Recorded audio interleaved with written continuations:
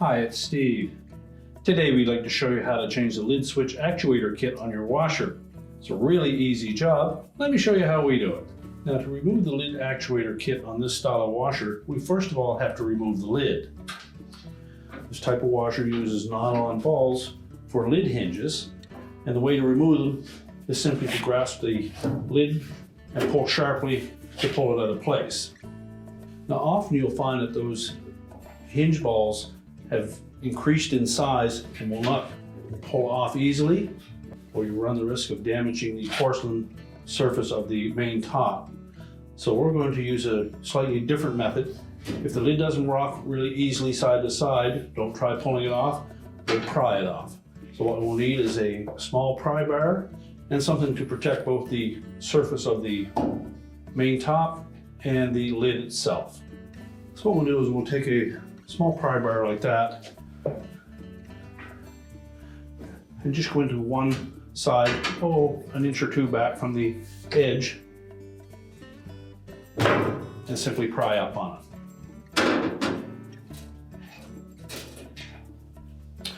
Just retrieve the hinge balls, put them with the lid, and we'll set those aside. Now our next step will be to remove the front panel. There are typically 2 screws, one on either side, just below that lip. Some models, they'll actually go right in through the face, but we'll need to remove those 2 screws and tilt the front panel forward at the bottom to remove it from the cabinet. You may find this easier to do by tilting the washer back.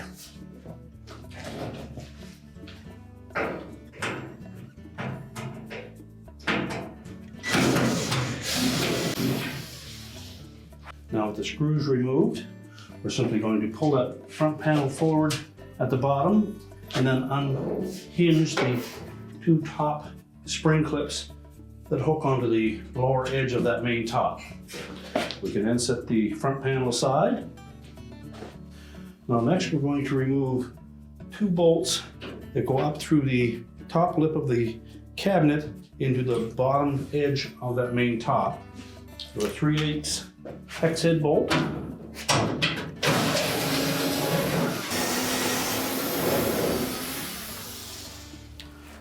Now if your model has a bleach dispenser, we'll next need to pull that hose off of the bleach cup. It's just a friction fit, so we pull it off. And then we can tilt that main top back, where we can access the 2 screws for the lid switch actuator and pull that assembly away from the washer. Now our next step will be to remove the 2 mounting screws for that actuator assembly.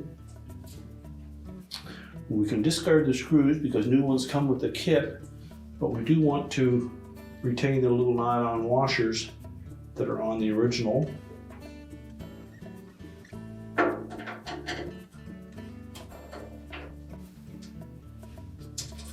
With the retaining screws removed, we can now carefully raise the main top and lift that assembly out. With the actuator assembly removed from the washer, we can now disassemble that and remove this actuator arm. It's held to the assembly with a little spring. So using a pair of needle nose pliers, we're simply going to go in between the metal bracket and that plastic housing and disconnect that spring.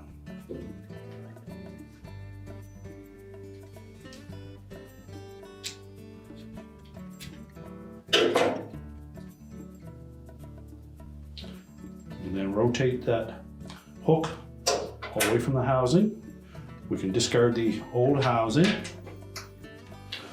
Now to reassemble the new lid switch actuator, we'll take the body that has the 2 screw holes in it,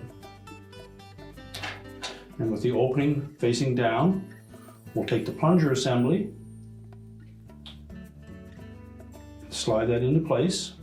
It should really only fit one way. We're just going to temporarily set that aside.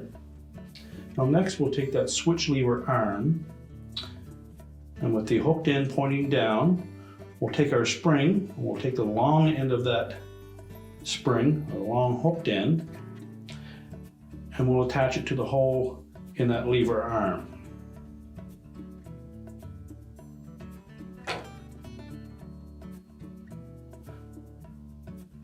So with it in this position, we're going to attach that spring from the top.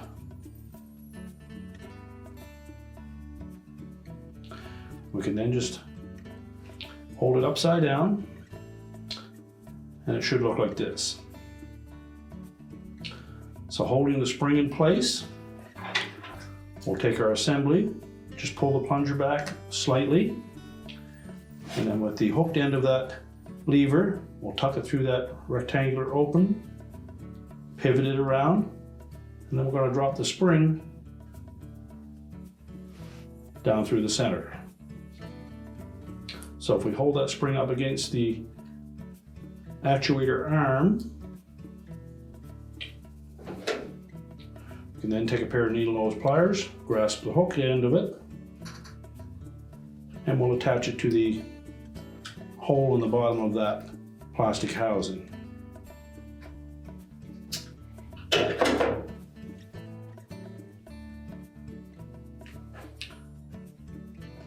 So in the end, it should look like this. We'll need some spring tension to hold that lever forward. That will keep the plunger pushed all the way out. And now we're ready to put that assembly back onto the main top. So next we'll take the 2 new screws that were packaged with that kit, slide the little nylon washers onto them, and we'll set those aside. We'll then take the assembly, raise the top up, and we're going to position that assembly so that the hook on the end of that switch arm fits just forward of the push button on the lid switch. Line up the plunger in the opening, and then while holding that assembly in place, we can attach one of the mounting screws.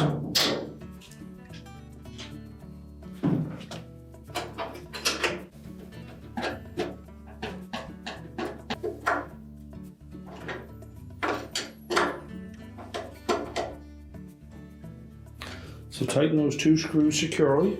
Don't over tighten them so that we don't chip that porcelain.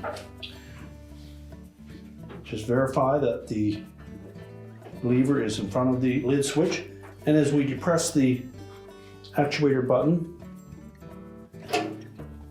it should contact the lid switch.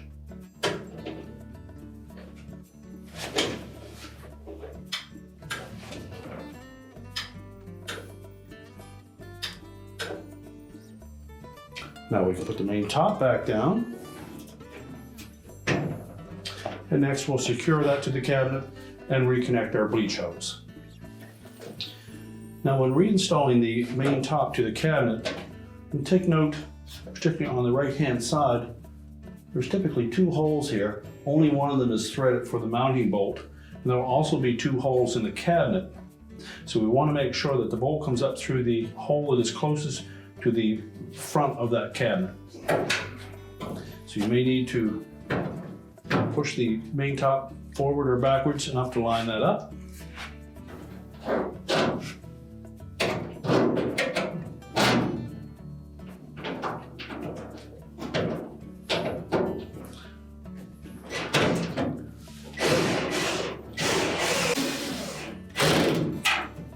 So tighten those both securely. Then make sure that we reattach that bleach hose securely to the bleach cup. And now we can put the lid back on. Now to reinstall the lid, we need to make sure that we seat that lid ball into the recess in the lid and the recess in the top.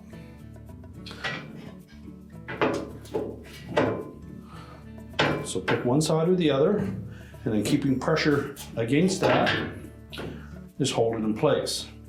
On the opposite side, we're going to seat the ball into the main top, then line the lid up over top of it. Now with one side of the lid in place, we'll take the other lid ball, we'll just raise up slightly on the lid while keeping pressure against the opposite side, and we're going to place that into the recess in the main top. We'll line the lid up on top of it.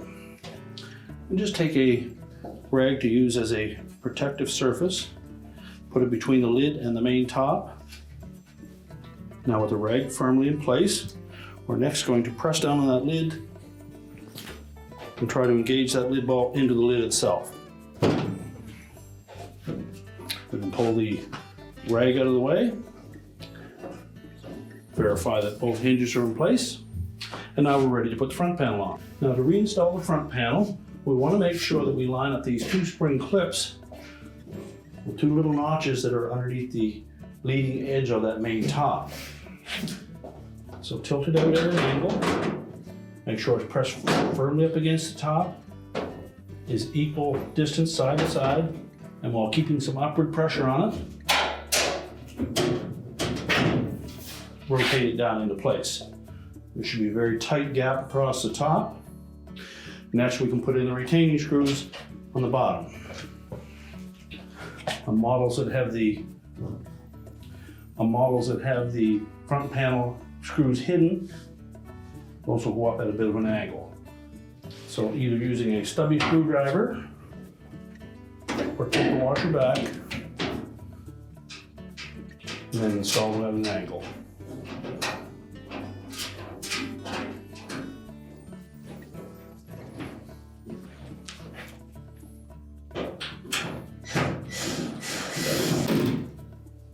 Make sure the front panel is secure, and then we can prepare to push the washer back into place. Now that we have the washer back together, we're ready to push it into position, reconnect the power, and your repair is complete.